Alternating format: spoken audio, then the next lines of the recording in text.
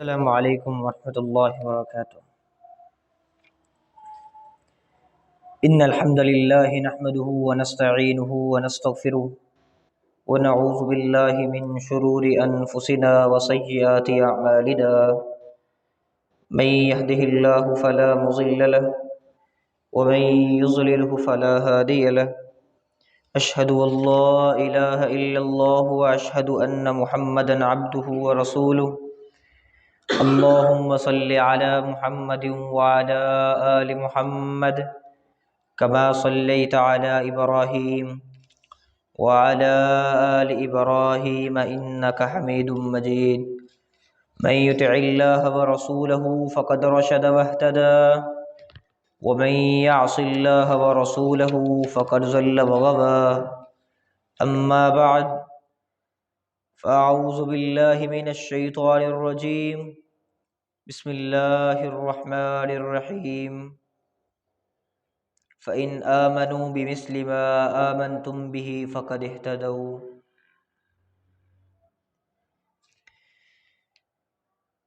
توحید کے اس مرکز میں پہلی دفعہ حاضری کا موقع ملا ہے۔ دعا ہے کہ اللہ تعالیٰ اس مرکز کو تا قیامت آباد فرمائے۔ دامے درہمے سخنے جو لوگ بھی اس مرکز کے ساتھ اٹیچ ہیں، اللہ تعالیٰ ہر شخص کی دنیا و آخرت کے تمام معاملات میں ہر شخص کو کامیاب اور سرخرو فرمائے۔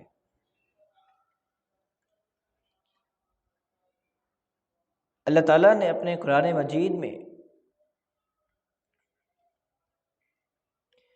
ہمارے ایمان کی کسوٹی، ہمارے ایمان کا معیار یہ بیان کیا ہے کہ اگر آپ اپنے ایمان کو پرکھنا چاہتے ہیں، تولنا چاہتے ہیں، چیک کرنا چاہتے ہیں، تو یہ ایک پیمانہ ہے، یہ ایک کسوٹی ہے، یہ ایک معیار ہے۔ اس معیار پہ اپنے ایمان کو تولنا ہے۔ ہاں، اگر تمہارا ایمان اس معیار کی پیروی کرتا ہے، اس معیار پہ پورا اترتا ہے، تو یقیناً تمہارے لیے خوشخبری ہے۔ لیکن اگر تمہارا ایمان اس کسوٹی پہ، اس پیمانے پہ، اس معیار پہ پورا نہیں اترتا، تو پھر تمہیں اپنے ایمان کی خیر منانی ہوگی۔ اللہ تعالیٰ نے جو ایک پیمانہ اور کسوٹی اور معیار بیان کیا ہے وہ یہ ہے، اللہ تعالیٰ فرماتا ہے فَإِنْ آمَنُوا بِمِثْلِ مَا آمَنْتُمْ بِهِ فَقَدِ اهْتَدَوْا۔ دنیا والو، وہ ایمان چاہیے جو ایمان صحابہ کرام کا ایمان ہے۔ یہ ہے ایک کسوٹی اور یہ ہے ایک معیار۔ اس معیار پہ اگر آپ کا ایمان پورا اتر رہا ہے تو یقیناً میرے لیے اور آپ کے لیے خوشخبری ہے۔ لیکن اگر اس کسوٹی کے مطابق ہمارا ایمان نہیں ہے تو ہمیں اپنے ایمان کی فکر کرنی چاہیے۔ اگر آپ اپنے ایمان کی قبولیت چاہتے ہیں تو وہ ایمان لے کے آنا ہوگا جو ایمان صحابہ کرام کا ایمان تھا۔ آپ صحابہ کرام کی زندگی کو دیکھ لیں، صحابہ کرام کی زندگی کی ایک ایک شق کو دیکھ لیں، آپ کو صحابہ کرام کی زندگی کی ایک ایک شق ایک معیار ملے گی اور بے انتہا بے مثال ملے گی اور لاجواب ملے گی۔ صحابہ کے ایمان کو چیک کر لیں، اللہ کی قسم آپ کو صحابہ کرام کا ایمان معیار ملے گا اور لاجواب ملے گا۔ آپ صحابہ کرام کے اخلاق کو دیکھ لیں، صحابہ کرام کا اخلاق آپ کو معیار ملے گا۔ آپ صحابہ کرام کی محبت کو دیکھ لیں، وہ محبت جو صحابہ کرام نبی علیہ الصلوۃ والسلام سے کیا کرتے تھے، اللہ کی قسم آپ کو وہ محبت بھی ایک معیار ملے گی۔ آپ صحابہ کرام کی اطاعت کو دیکھ لیں، وہ اطاعت جو صحابہ کرام نبی علیہ الصلوۃ والسلام کی کیا کرتے تھے، آپ کو وہ اطاعت بھی ایک معیار ملے گی اور لاجواب ملے گی۔ غور کریں کہ صحابہ کرام کے اندر جو خصلتیں ہیں، جو صفتیں ہیں، آج ہمارے اندر پائی جا رہی ہیں۔ صحابہ کرام کا ایمان چیک کریں، اس پہ اپنے ایمان کو رکھیں، ہاں اس ایمان کے مطابق میرا ایمان ہے، اچھی بات ہے، ورنہ اس ایمان کے مطابق ہمیں اپنا ایمان کرنا ہوگا۔ صحابہ کرام کا ایمان چیک کر لیتے ہیں، کیسا ایمان تھا ان کا۔ نبی علیہ الصلوۃ والسلام کی کوئی ایک حدیث، کوئی ایک نصیحت، کوئی ایک بات عقل کے مطابق ہوتی یا عقل کے خلاف ہوتی، صحابہ کرام یہ نہیں سوچتے تھے یہ بات عقل تسلیم نہیں کرتی، ہماری عقل میں نہیں آ رہی، ذہن قبول نہیں کرتا، اس بات کو مان کے کیا کریں گے؟ نہیں، وہ بات مانیں گے جو بات عقل تسلیم کرتی ہوگی۔ نہیں، یہ صفت صحابہ کرام میں نہیں تھی، بلکہ اللہ کے پیغمبر کی بات عقل کے مطابق ہو یا عقل کے خلاف ہو، ہر بات صحابہ کرام اپنی زندگی کے اندر ڈھال لیا کرتے تھے۔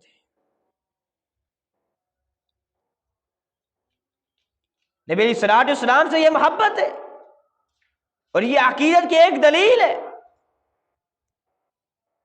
آپ غور کر لیں، نبی علیہ الصلوۃ والسلام نے ایک دن سیدنا علی رضی اللہ تعالی عنہ کو اور دیگر 2 صحابہ کو بلایا اور فرمایا کہ اے میرے صحابہ، تم چل پڑو، اتنا چلو حتیٰ کہ روضہ خاک ایک وادی کا نام ہے، اس وادی پہ پہنچ جاؤ، دیکھنا اس وادی پہ ایک عورت جا رہی ہوگی، اس نے مکہ کا رخ کیا ہوگا، آپ نے اس عورت کے ساتھ بدتمیزی نہیں کرنی، اس عورت کے ساتھ آپ نے بد اخلاقی سے پیش نہیں آنا، بلکہ احسن طریقے سے ایک عزت دینی ہے، ایک وقار کے ساتھ اس سے یہ عرض کرنی ہے کہ آپ کے پاس ایک خط ہے، جو خط آپ کو حاتم بن ابی بلتہ نے دیا ہے وہ آپ خط واپس کر دیں، بس وہ خط لے کے واپس آ جائیں۔ لیکن اس عورت کے ساتھ آپ نے کوئی زبردستی نہیں کرنی، خط ہے اس کے پاس اور وہ خط آپ واپس لے کے آ جائیں۔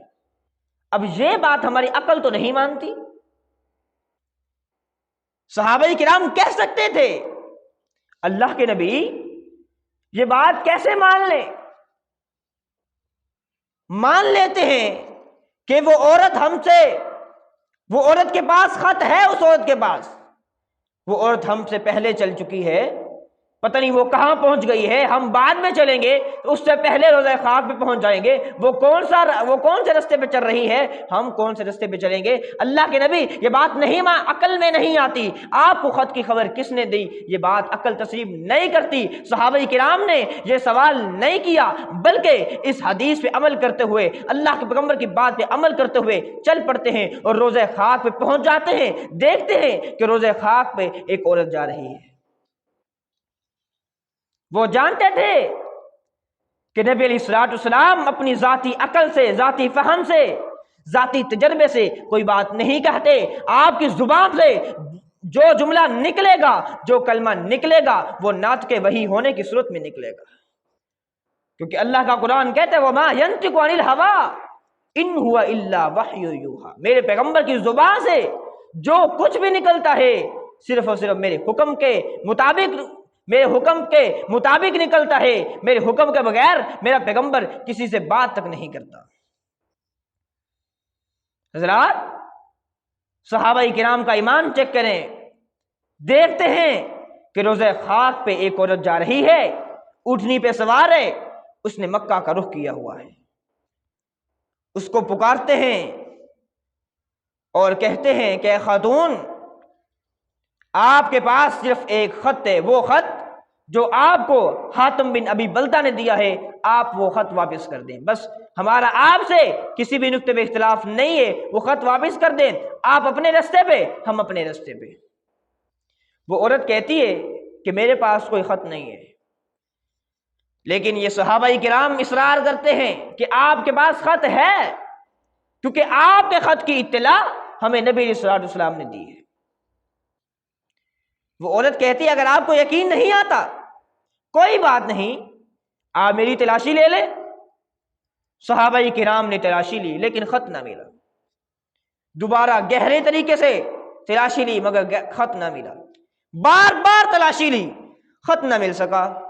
اب عورت کہتی ہے میں نے آپ کو کہا تھا نا کہ میرے پاس خط نہیں ہے، آپ نے میرے اونٹ کی کوہان چیک کر لی، میرا سارا کا سارا سامان ایک ایک کر کے چیک کر لیا، آپ کو خط نہیں ملا، اب مجھے جانے دیں، مجھے لیٹ ہو رہی ہے، میں اپنے کے ہدف پہ پہنچنا ہے، اپنی منزل پہ پہنچنا ہے، میرا جو ہدف ہے جو ٹارگٹ ہے اس پہ پہنچنا ہے، اس پہ مجھے دیر ہو رہی ہے، اس لیے آپ مجھے جانے دیں۔ صحابہ کرام کہتے ہیں ہماری عقل تو یہ کہہ رہی ہے کہ تیرے پاس خط نہیں ہے، لیکن ہمارا ایمان یہ کہتا ہے کہ خط تیرے پاس ہے۔ کیوں؟ کیونکہ تیرے پاس خط ہونے کی اطلاع ہمیں نبی علیہ الصلوۃ والسلام نے دی ہے۔ کیا ایمان ہے؟ وہ عورت کہتی ہے میرے پاس خط نہیں ہے۔ صحابہ کرام نے کہا سن لے، خط تو تیرے پاس ہے، پیار سے خط دے دے، اگر تو خط نہیں دے گی تو پھر ابھی تو دیکھنا تیرے ساتھ ہم کیا حشر کریں گے، تجھے ننگا کر کے اتنی تلاشی لیں گے، حتیٰ کہ تیری شرمگاہ کی بھی تلاشی لیں گے، خط پیار سے دے دے، اگر نہیں دے گی ابھی تجھے ننگا کر دیں گے۔ جب اس عورت نے دیکھا کہ یہ تو وہ قوم ہے جو نبی علیہ الصلوۃ والسلام کے ایک اشارے پہ اپنی جانوں کے نذرانے پیش کرتی ہے، لگتا ہے مجھے اب خط واپس کرنا ہوگا۔ اس عورت نے اپنے بالوں کی میڑیوں میں سے خط کو نکالا اور سیدنا علی رضی اللہ تعالیٰ عنہ کے ہاتھ میں تھما دیا۔ یہ ہے ایمان، صحابہ کا رسول اللہ پہ ایمان یہ ہے۔ اور ہم آج اپنا ایمان چیک کریں، آج ہمارا نبی علیہ الصلوۃ والسلام پہ کتنا ایمان ہے؟ کیا یہ ایمان اور ہمارا ایمان برابر ہے؟ ہمارا ایمان اس ایمان کی ترجمانی کرتا ہے؟ یہ کسوٹی ہے، یہ معیار ہے جس پہ ہمارا ایمان کو پرکھا جائے گا۔ اگر ہمارا ایمان اس کے برابر ہے تو ٹھیک ہے، نہیں تو ہمارے ایمان کی اصلاح ہوگی اور اس کسوٹی کے مطابق کیا جائے گا۔ آپ غور کریں سیدنا ابوبکر صدیق رضی اللہ تعالی عنہ کو صدیق کا لقب کیوں ملا؟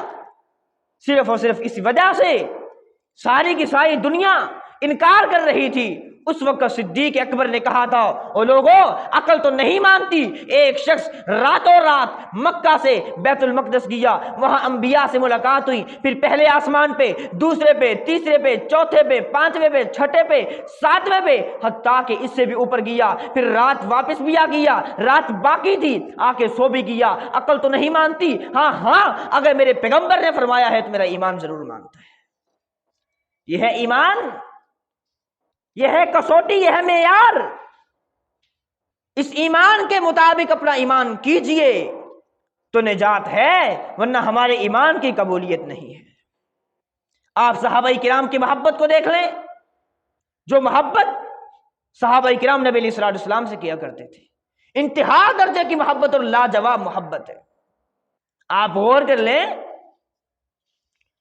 صلح حدیبیہ کے موقع پر جب نبی علیہ الصلوۃ والسلام 1400 صحابہ کو لے کر عمرہ کرنے کے لیے آ رہے ہیں، حدیبیہ کے کنویں پہ آپ رکے ہیں، ایک اخلاقی طریقہ کار اختیار کرتے ہوئے اللہ کے پیغمبر صحابہ کرام کو یہ سمجھاتے ہیں کہ ہم ایسا کرتے ہیں، سیدنا عثمان کو بھیج دیتے ہیں عمرے کی اجازت کے لیے، سب نہیں جاتے۔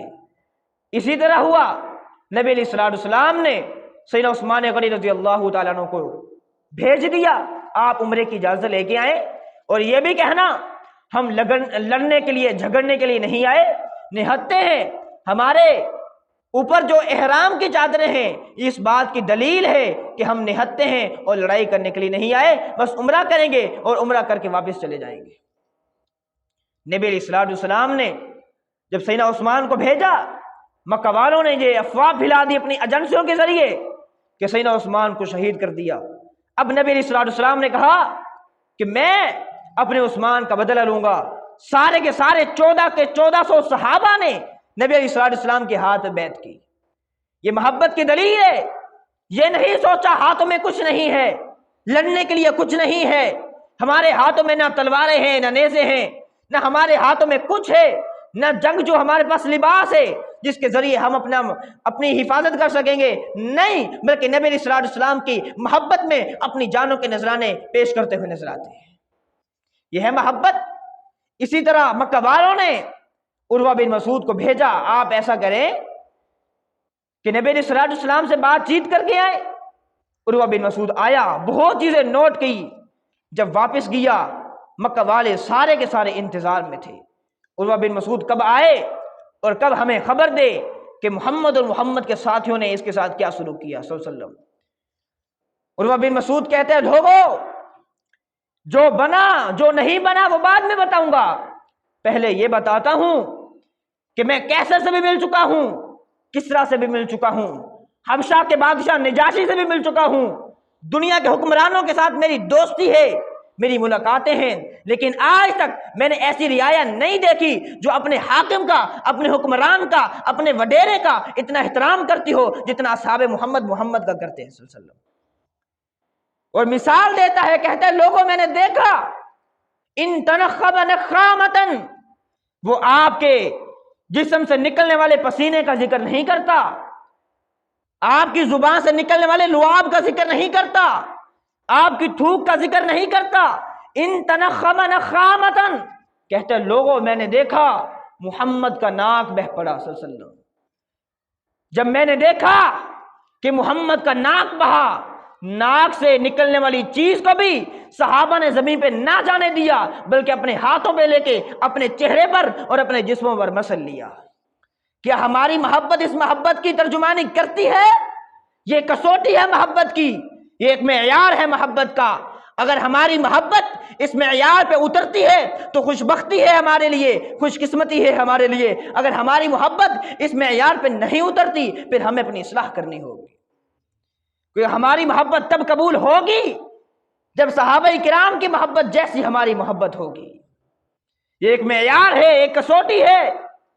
جب تک ہماری محبت صحابہ کرام کی محبت کی ترجمانی نہیں کرے گی، ہمارا نہ ایمان مکمل ہے اور نہ ہماری محبت قبول ہوگی۔ حضرات، آپ صحابہ کرام کی اطاعت کو چیک کر لیں کہ نبی علیہ السلام کی وہ کس قدر اطاعت کیا کرتے تھے۔ آپ اسی معاملے میں غور کر لیں، صلح حدیبیہ کے بعد جب نبی علیہ السلام اپنے صحابہ کو لے کے مدینہ کی طرف جا رہے ہیں بغیر عمرہ کیے، سیدنا عثمان بھی واپس آ جاتے ہیں۔ نبی علیہ السلام کے صحابہ سیدنا عثمان سے پوچھتے ہیں، عثمان تیرے بارے میں یہ افواہ پھیل گئی تھی کہ تجھے شہید کر دیا گیا ہے، اب تو خود ہی بتا کہ تیرے ساتھ مکہ والوں نے کیا سلوک کیا۔ سیدنا عثمان فرماتے ہیں، بھائیو، مکہ والوں نے میری وہ عزت کی، میرا وہ احترام کیا جو میرے وہم و گمان میں بھی نہیں تھا۔ عثمان وہ کیا ہے؟ سیدنا عثمان فرماتے ہیں، او بھائیو، اس سے بڑی عزت کیا ہو سکتی ہے؟ مکہ والوں نے مجھے کہا، عثمان یہ دروازہ بیت اللہ کا تیرے لیے کھلا ہے، جا طواف بھی کر لے، عمرہ بھی کر لے، نمازیں بھی پڑھ لے، حجر اسود کے بوسے بھی لے لے۔ صحابہ کرام فرماتے ہیں، عثمان پھر تو نے بڑا عمرہ کر لیا ہوگا، طواف کر لیے ہوں گے، حجر اسود کو چوم لیا ہوگا۔ صرف یہ کہا، قربان جائیں، سیدنا عثمان کے جواب پہ ایسا جواب دیا، ایسا قیمتی جواب، اگر اس جواب کو سونے کے پانی کے ساتھ بھی لکھیں تو حق ادا نہیں ہوتا۔ سیدنا عثمان فرماتے ہیں، بئس ما ظننتم بی، لوگو، او بھائیو، میرے بارے میں بدگمانی سے بچ جاؤ، میرے بارے میں بدگمانی سے بچ جاؤ۔ ہم اپنی عقل سے اس کو سوچتے ہیں کہ صحابہ کرام نے نعوذ باللہ کو گستاخی کی تھی، بس یہی پوچھا تھا نا، عثمان تو نے عمرہ کیا یا نہیں کیا، تو نے طواف کیا یا نہیں کیا، حجر اسود کا بوسہ لیا یا نہیں لیا، یہی پوچھا تھا نا۔ لیکن سیدنا عثمان فرماتے ہیں، لوگو بئس ما ظننتم بی، میرے بارے میں بدگمانی سے بچ جاؤ۔ عثمان، ہم مدینہ سے کیا کرنے آئے تھے؟ جی ہاں، سیدنا عثمان فرماتے ہیں، عمرہ کرنے کے لیے آئے تھے، لیکن حدیبیہ سے اللہ کے پیغمبر نے مجھے عمرہ کرنے کے لیے نہیں بلکہ عمرے کی اجازت کے لیے بھیجا تھا۔ اللہ کے پیغمبر مجھے عمرے کی اجازت کے لیے بھیجیں، میں عمرہ کرتا رہوں، او لوگوں سن لو، واللہ لو مکست بہا سنتن ورسول اللہ بالحدیبیۃ ما طفت بہا حتی یطوف رسول اللہ. اللہ کی قسم یہ تو ایک دن کی بات تھی، یہ تو ایک دن کا معاملہ تھا. عثمان نہ طواف کر سکا، نہ عمرہ کر سکا، نہ حجر اسود کے بوسے لے سکا. اللہ کی قسم عثمان کو بیٹھے بیٹھے 1 سال ہو جاتا. نبی علیہ السلام جب تک طواف نہ کرتے عثمان تب تک طواف نہ کرتا. حضرات یہ ہے اطاعت. کیا ہماری اطاعت اس اطاعت کی ترجمانی کرتی ہے؟ اگر کرتی ہے تو خوش بختی ہے، خوش قسمتی ہے، ورنہ ہمیں اپنی اطاعت کی بھی اصلاح کرنی ہوگی. حضرات صحابہ کرام کے ایمان کو اللہ نے بطور معیار پیش کیا ہے. فَإِنْ آمَنُوا بِمِثْلِ مَا آمَنْتُمْ بِهِ فَقَدِ اهْتَدُوا.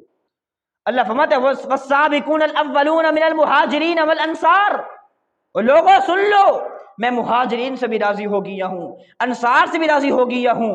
اللہ نے اس کے بعد تیسری قوم کا ذکر نہیں کیا. میں کس سے راضی ہوں؟ نہیں. ہم اللہ سے پوچھتے اللہ اب تو تیسرا کس سے راضی ہے؟ اللہ نے تیسری قوم کا، کسی قبیلے کا نام نہیں لیا. اللہ فرماتا ہے والذین اتبعوہم بإحسان. تیسرا میں اس شخص سے راضی ہوں جو ان کے نقش قدم پر چلنے والا ہوگا. حضرات اللہ کی رضا چاہیے، اور کون سا شخص ہے جو اللہ کی محبت نہیں چاہتا، اللہ کی رضا نہیں چاہتا؟ اللہ کی رضا چاہیے، صحابہ کرام کے رخش قدم پر چلنا ہوگا. صحابہ کرام یہ وہ نفوس قدسیاں ہیں جنہوں نے نبی علیہ السلام کی محبت کا بھی، آپ کی اطاعت کا بھی، آپ کے ادب کا بھی، اور آپ کے ساتھ محبت اور لگاؤ اور ایمان کا بھی حق ادا کیا ہے. اگر آپ صحابہ کرام کی زندگیوں کے آپ پڑھیں گے تاریخ، آپ کی عقل دنگ رہ جائے گی. لاجواب اور بے مثال آپ صحابہ کرام کی تاریخ کو پڑھیں گے. صحابہ کرام اللہ نے کس وجہ سے ان کو یہ اعزاز دیا کہ ان کے ایمان کو اللہ نے بطور معیار کے پیش کیا ہے؟ صرف اس وجہ سے کیونکہ اللہ رب العزت نے ان کے اندر اخلاص کو دیکھا ہے، ان کے اندر نبی صلی اللہ علیہ وسلم کی محبت کو دیکھا ہے، آپ کی اطاعت کو دیکھا ہے، اور آپ کے ساتھ جو لگاؤ ہے اور آپ پہ جو ایمان ہے، صرف اور صرف اس وجہ سے اللہ نے ان کے ایمان کو بطور معیار کے پیش کیا ہے. ان کے ایمان کو ایک کسوٹی اور معیار بنایا ہے. دنیا والوں اس معیار پہ پورے اترو گے تمہارا ایمان بھی قبول ہے، تمہاری عبادات بھی قبول ہے، ورنہ اپنے عبادات کی اور اپنے ایمان کی خیر بنائی جائے. اقول قولی ھذا واخر دعوانا ان الحمد للہ رب العالمین.